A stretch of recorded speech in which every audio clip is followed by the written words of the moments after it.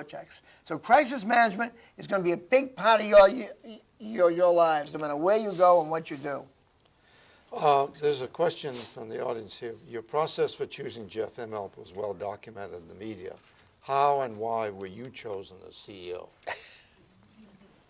That was well documented, just all too young.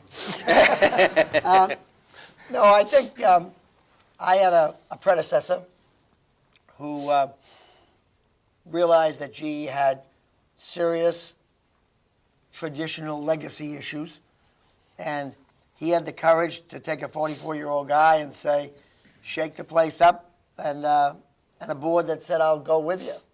And the board never wavered.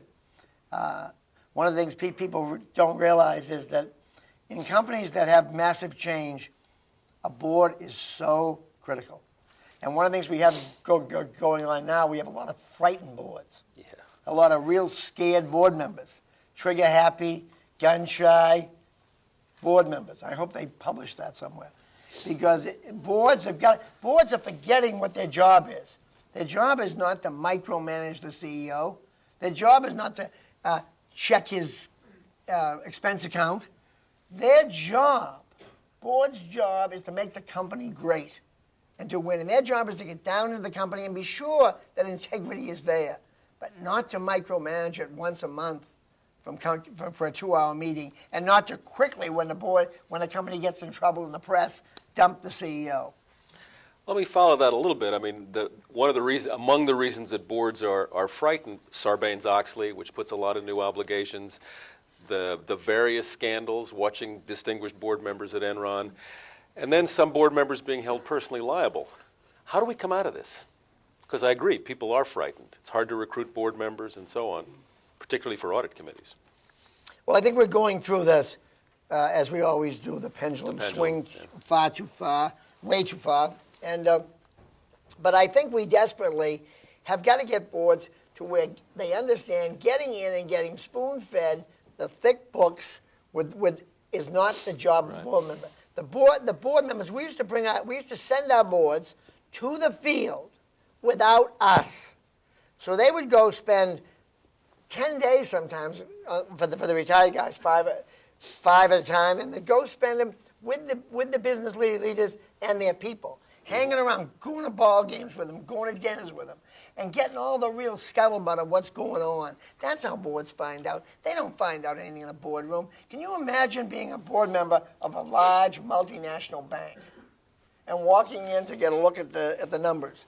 Some guy's in Hong Kong trading with some guy in London, D-marks or euros for yen. All these crazy trades are going on around the clock, and some guy's going to sit there for 2 hours and really understand what's going on. It's impossible. So it's silly. What board members have to do is get out in the field, talk to people, understand the culture of the company, and follow it. Here's a specific question. Given your description of a 5-slide strategy, and that strategy is really about implementation, how do you feel companies should engage management consultants? This is somebody who either was or is going to work with you. Rarely. If you think you're going down the drain with no hope, bring one in, I guess. Other than that, I wouldn't go look for them. For all of you who are going there, congratulations, make a lot of money, get out in about 3 years and go do a real job.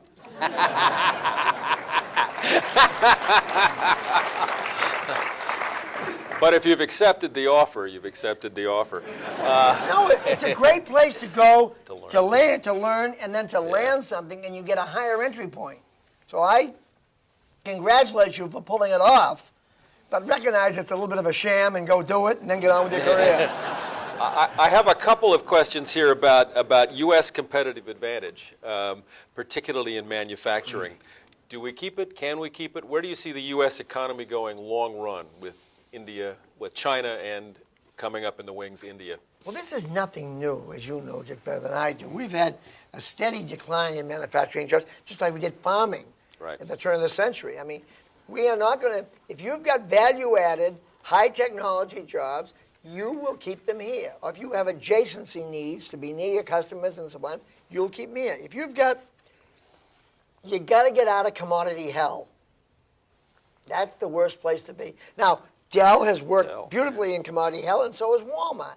But they're the exceptions. If you're in a widget maker, and you're making a commodity that somebody can make somewhere else, and adjacency and immediate turnaround time isn't critical, you're in a tough spot. But we'll keep innovating. We'll keep moving up the food chain. People that are in this room will go out and do stuff that'll change the shape of the game. But I wouldn't moan about holding on to manufacturing jobs, the Lou Dobbs special. I wouldn't go through listening to that stuff.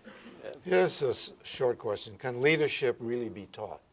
Oh, yes, without question. I think, and it comes in all shapes and forms. I mean, we talk in the book about Gandhi and Churchill. Are any of you football fans? Lombardi and Belichick. There's two different styles. And I think that inherently, extroverts do better, inherently. But then Bill Gates is a lot different than Herb Kelleher that runs Southwest Airlines, okay? Right. So you got A to Z in these things. I think leadership comes, in my view, from lots of small incremental steps where, for example, you're captain of sports teams or you do well in school. You get these self-confidence things that you people all have been chosen to come here. You've gotten in to Sloan. That already gives you a degree of self-confidence that lots of people, they don't have. And now each one of these steps will give you, and then you'll try stuff as you go to work, and then it'll work. And the best one I use, for example, in this stuff is giving a speech. I gave a speech in 1962. I think that's before you were all born, and I have a speech impediment, as you well can see, and I had to read this speech to a series of vice presidents, and I had the thing typed out, and I had got my white shirt clean as a button, and I got my tie all ready, and I rehearsed it so many times that my wife was about ready to pass out. My kids couldn't listen to it again. And I went into the auditorium to give it. I had to go to the bathroom 4 times during the course of waiting for it, and I gave the speech. Today I can get up in front of 10,000 people, same speech impediment, and wing it. I'm winging it today with you, the smartest people in the world.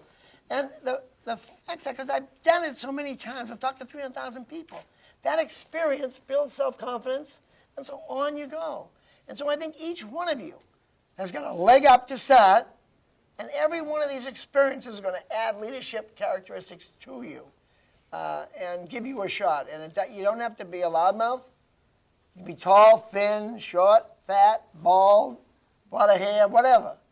It really comes down to you getting to feel like you're 6'4" with hair. That really is what it's all about. I can't help asking you, did your Boston accent help you or hinder you? Yeah. It's clearly more pronounced since I moved back here. I don't know, Alex. I'll have to pass on that. Let me swing back to the subject you were just on. A question says, are there any particular early career events that influenced your leadership style? Yeah, clearly. Or did it just grow?